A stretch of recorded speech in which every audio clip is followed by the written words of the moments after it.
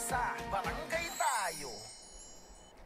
Isang maganda at mapagpalang araw po sa inyong lahat. Isang karangalan ang makasama kayo 42,047 barangays upang pag-usapan natin ang mga mahalagang provision sa Local Government Code at sa mga nangyayari sa Pilipinas ngayon. Kasama po natin ang ating pong pinagpipitagang punong barangay, Cap Dondon Francisco. Salamat, Kags Butch, ang pinakasikat Yes, sir. na kagawad ngayon. Patay tayo dyan. Salamat, Council. Salamat sa mga constituents nyo rin na nanonood. Sa mga kapwa ko public servants, ang tanging may iwan lamang natin ay ang ating serbisyo. Ika nga, performance speaks. Kaya samahan kami dito Sa barangay, tayo. Salamat. Alright. Salamat, Kapitan. At tayo'y naandini pa rin. At napakaraming nangyari last week. Pero bago po tayo mag-umpisa, nais ko po lamang sabihin sa inyo sapagkat events move fast eh. Oo. Yung news, ang bilis. Talagang natatakloban yung news na sinabi natin ngayon. Matatakloban. Ngayon po ay Wednesday. Nag-uusap po kami ni Cap. Ngayong shoot namin ay 1:35 at wala pa nangyayaring bycam, no? Wala pa. So, ang mga pag-uusapan natin ngayon, wala pa nangyayaring bycam. Hindi namin alam kung may nangyayari na ngayong minuto na ito or mamaya or bukas, di ba? So, kasi nang nangyayari daw, sinasabi, bakit sinabi natin ito? Pagkatapos sinabi naman daw ng isang senador ng ganito, ng isang congresswoman ng ganito. Siyempre, sumusunod tayo sa schedule natin, Kap, eh. Yeah, saka wala namang kaming tipster doon sa Congress na habang nangyayari, nagsasalita kami ngayon, ay may nagtitip, hindi yan ang sinabi. Okay, wala namang ganun. Kung ano man yung alam namin ay ngayon na sinasabi namin sa inyo ngayon, ay yun ay Kags Butch ay nalaman natin kahapon o kaninang umaga. Yes. So, nire-report lang namin. Tama po. Di ba? Pero yung habang nangyayari ngayon, may kung ano man yung nangyayari sa Congress at sa Senado, hindi po namin alam yun. Sabay-sabay na lang siguro Aabang din natin. tayo. Tamang abang lang din tayo, pare-parehas. Oo nga. Anyway, wala pa rin ang ating napakagandang SK, si SK May Salazar, sapagkat marami siyang assignment sa GNN, kaya busy-busy siya. At, si Kags Marie, nalilate na naman. Pagalitan niyo na, Kap. Pagalitan niyo na si Kags Marie. Mabigat ang pwesto ni Kags Marie. Baka akong pagalitan, no? Habol po si Kags Marie Formentera Ferrer sa ating pong second segment. Umpisahan na natin, Kap. Yes. Ang Let's get it unang on. balita, dito muna tayo sa COMELEC, no? The Commission on Elections, COMELEC, will allow night voter registration to enable more voters to participate, kailangan natin sumay, in the barangay and sangguniang kabataan elections this coming December 1, 2025. So, naghahanda na po ang COMELEC sa kanilang July 1, magsa-start ang kanilang registration. Yeah. Ang binabalak po nila, Kap, paabutin ng gabi. O hanggang gabi. Hindi lang pa natin alam ang oras sapagkat pinaplano iyan ng COMELEC dahil mas gusto nilang mas marami daw mag-participate sa BSKE itong darating ng December. Sandali lang ha, wala muna magre-react at pag-uusapan natin yan maya-maya. Yes. Kung matutuloy po yun na sinasabi po ng COMELEC, kung alimbawang mangyayari yun, may pasubali po tayo ha, kasi baka mamaya sabihin nyo, yan na kaagad. Kung matutuloy po yun, pabor ho yun sa mga, lalo na yung busy at talagang grabe lalo na yung single parents o yung mga solo parents na napaka-busy niyan eh. At least magkakaroon sila ng pagkakataon sa gabi na makapagparehistro at kanilang ma-express yung kanilang salubin kung sino gusto nilang maging leader sa kanilang mga barangay sa December 2025. Yes, salamat, Kap. Alam nyo, tama, malalaman naman natin sa COMELEC in the coming days kung ano talaga maging schedule nila. Pero alam nyo po, ngayong linggo, sa loob ng 1 linggo lamang, mga kabarangay, ang dami nangyari. Ang daming mga naging haka-haka, ang daming mga salita-salita, ang dami po ang mga nagbigayan ng mga maanghang na salita. Tungkol nga po dito kung tuloy o hindi ang BSKE 2025 ngayong December. Alam mo, Kap, tayo, palagay ko ang unang-unang nagsabi na based on our reports, resources, at saka ang ating po mga napulot na mga balita, magkakaroon nga ng eleksyon sa BSKE 2025, ano? Pero the following day, naglabas din ng LEDAC kasama ang presidente ng Senado at Speaker of the House na ang tatahakin daw, which was confirmed by Senator Chis Escudero kasama po si Vice President, former Vice President Lenny Robredo, now Mayor-elect, kinonfirm din po ng 3 congressman at isang mayor. At kanina lamang po, a certain congressman from the province, hindi ko na muna, pero kumakalat na ko sa Facebook, pero hindi na ho namin sasabihin ang pangalan.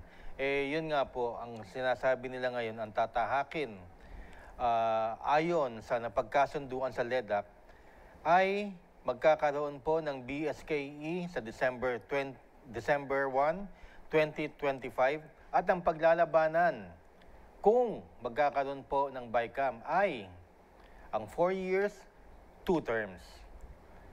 Anong initial reaction nyo po doon, Kapitan? Tayo po, nag-react na po ako pero nais po nating malaman sa ating buting Kapitan sapagkat, well, isa kayo sa mga maaaring tumakbo pagka natuloy ho. Second termer pa lang ho kayo, Kap. Yes. Well, anyways, kasi mahirap yung walang finality puro allegedly lang po ako ha. Allegedly, ito po mangyayari. Magkakaroon ng eleksyon, pero ang pag-uusapan ho ng BICAM ay kung ano raw po ang kagustuhan ng nakararami sa kanila, kung 2 terms ba, na tig for 4 years or whatever. So, yun yung allegedly na pinag-uusapan nila. Now, sa akin, Kags Butch, regardless kung may eleksyon o wala, noon ko pa ho sinasabi, nood ho kayo ng mga past episodes po namin ni Kags Butch, medyo doon yung makikita kaya minsan pag nakikita namin, nalalaman namin sa social media yung mga negative comments about Kags Butch, about sa barangay tayo, about our commentaries o mga comments namin dito sa SBT, akala nyo meron kaming pinapanigan? Wala po. Lalo na po ako. Sa akin, makikinabang po kasi ko at magiging hipokrito ko kapag sinabi kong hindi ko gusto ko tuloy, or regardless kahit ano, matuloy man o hindi. Ang sa akin, ang posisyon ko hindi nagbabago. Kags Butch, matuloy man yan, tuloy ang serbisyo na ginagawa ko.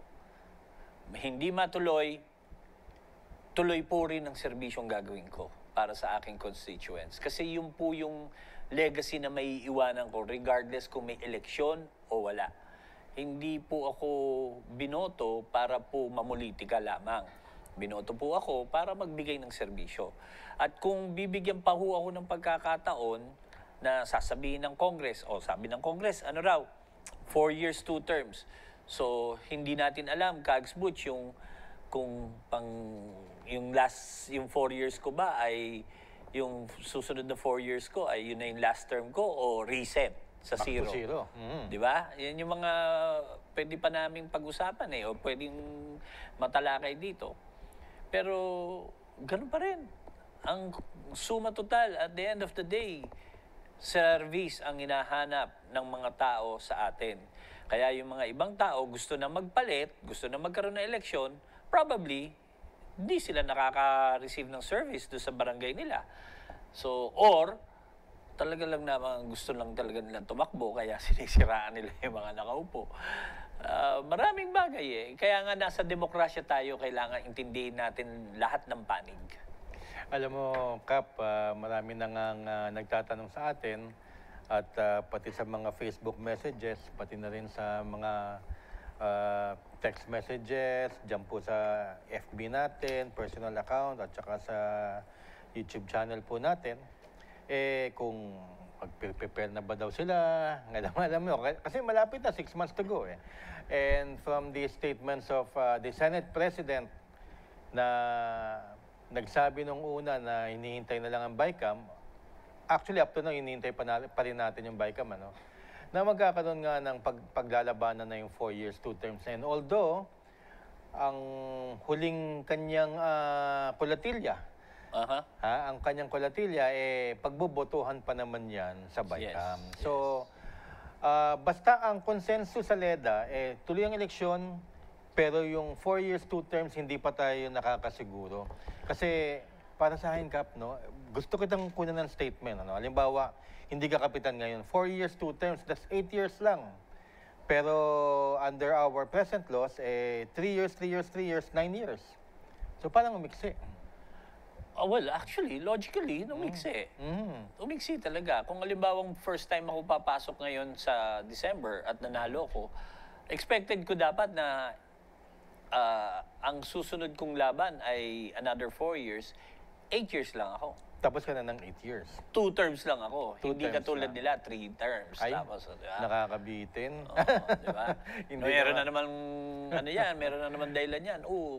Kulang yung taon. Kulang yung taon. Oo. Hindi, kulang yung Kulang yung term, termino. kulang yung term. Kasi yung mga huling binoto, especially yung mga first termers, no? 2 years lang talaga ang natikman. Hindi natin alam kasi to, halimbawa. Alam mo, nag-a-advance lang tayo kasi sinabi na nila eh. Wala naman tayong magagawa kundi mag-advance thinking tsaka mag-analyze, no? So, halimbawa, yung mga first termers tsaka second termers, of course, kung hindi back to zero, third termers, tapos na. So, madadagdagan lang ang second term ng kung kayo, halimbawa, kung papalalim po ulit kayo, Kap, madadagdagan ka ng 4 years. Yes. Kung mananalo ka sa Kung December. mananalo Kakalabanin kita. Hindi, joke lang. Marami nang nagpaplano niyan. At marami na rin kasing nagtatanong kung magbubuo daw sila ng team. Alam mo, Kap, ako lang yung ina-advise, patapusin muna natin itong BICAM. Oo. Huwag mo na, kahit kami rito, hindi dapat, ayoko ako, lalo na ako, ayoko nangunguna, ayoko pinangungunahan yung mga bagay-bagay na wala akong kontrol. Yung BICAM, yung Congress, wala po kaming control ni Kags Butch doon. Yes. Baka nga habang nagsasalita kami, iba na sinasabi doon eh. 'Di ba? Baka kung ano man yung mga So, puro tayo rito, speculations. Yes. Yan. At saka, alam nyo, nagbibiro lang po ako kanina, ha? Yung kunyari sa amin ni Kap. Ganito ho kami magbiroan ni Kap. At again, I will tell you, I will not be a candidate kung matutuloy man yan. Kasi nagbitaw na ho ako ng salita. I will not be a candidate in the coming December 1 kung matuloy yan, nor in the future. Kaya po makaka-expect kayo na unbridled news ang ibibigay po namin sa inyo. Mamaya ho, kasi maraming mga tanong tungkol dito sa bicameral conference. Kasi sa totoo lang, ngayong Wednesday, no? Ayan, mag-aalas 2 na po ng hapon. Wala pang BICAM na nagaganap. Hanggang next week na lang tayo. Hindi ko alam kung may pasok, Kap, sa Friday ang Kongreso kasi, di ba, supposed to be holiday? Ang 12? Itong Friday, holiday. Holiday po. Hindi ko alam. Meron tayong holiday. Wala kasing holiday ang barangay ko eh. Sorry. Barangay talaga. Kahit December 25, pumapasok po ang aming mga staff. Lahat ng holidays pumapasok po ang aming barangay staff. Yun. Pero ako, Kags Butch, kalimbawa halimbawa, kunyari, yung joke natin dalawa na lalabanan mo ako, yung gano'n. Hindi ako mag-aawat. Maniwala ka sa akin. Hindi ko po gawain yung mag-awat kung meron mang lalaban. Kasi karapatan po ng mga tao yun eh. Yung dudulog ka sa mataas o connect ng tao, awatin nyo naman to para wala na akong kalaban. No, I won't do that. It's always ang voice ng tao ay voice ng God para sa akin. Yun lagi. Vox Populi, Vox Dei. Yeah. Kaya po, ang tanong, maghahanda na nga ba? Well, konting tease na lang ha, nasa Game 7 na tayo. At maya-maya, pag-uusapan natin, ano ba ang pwedeng mangyari sa bicameral conference? Kasi marami pa rin pong nalilito, Kap. Ano ba mangyayari dyan? Kasi ano ba bang pag-uusapan? And titignan natin kung magtatanong tayo this week kung pumasa na nga ba talaga formally, Yes. officially, sa third reading ng House. Kasi nakakatakot yung sinabi ni Senator Cheese na kulatila niya na kung hindi magkaroon ng BICAM, ibig sabihin hindi pumasa sa House, dire-diretso lang yung 3 years natin. So, back to zero yung hindi intindi ng 20th Congress yun masyado. Yes. Unless gawing priority ni Presidente BBM. At kung walang mangyari, sa 20th Congress ba, pwede ba bang i-file yan? Ako, that's pushing your luck too Actually, much. Kags Butch, mga manonood po ng Sa Barangay Tayo. Alam niyo po ang one positive thing na nangyayari po ngayon? Marami tayong natututunan. Ako tuloy nag-aaral ako ng saligang batas. Tinitignan ko yung article na tungkol sa impeachment at yung mga Section 11, yung mga sinasabi nila. Yung pati yung itong BICAM na to, na pinag-uusapan natin at sumikat ka, Kags Butch. Ano yan ang isang positive dyan, ang takeaway natin dapat ay, meron palang ganyan na nangyayari sa Congress. Yes. Natututo ang mga barangay ngayon. Nakatutok po ang mga tao ngayon. At kung mamarapatin nyo, dapat lagi tayong yung mapagtanong at mapag-research. Kasi yun po ang magbibigay sa atin ng additional knowledge. Para hindi yung pag sinabi namin ngayon, lumabas ho yung magko-comment ho kayo kaagad, Kags Butch, tuloy ba eleksyon? Kasasabi lang namin na meron pang BICAM. So, tayong mga manonood, parang walang pinag-iba sa teacher, tapos mag-prepare kayo ng 1/2 sheet of paper, tapos tatanungin ka ulit ng mga estudyante, Ma'am, 1/2? Di ba? So, nyo lang, pag-aralan nyo lahat ng mga natututunan yung mga linggo o mga salita ngayon, at sabihin nyo na kailangan nyo ng additional knowledge. Sabihin nyo sa sarili nyo.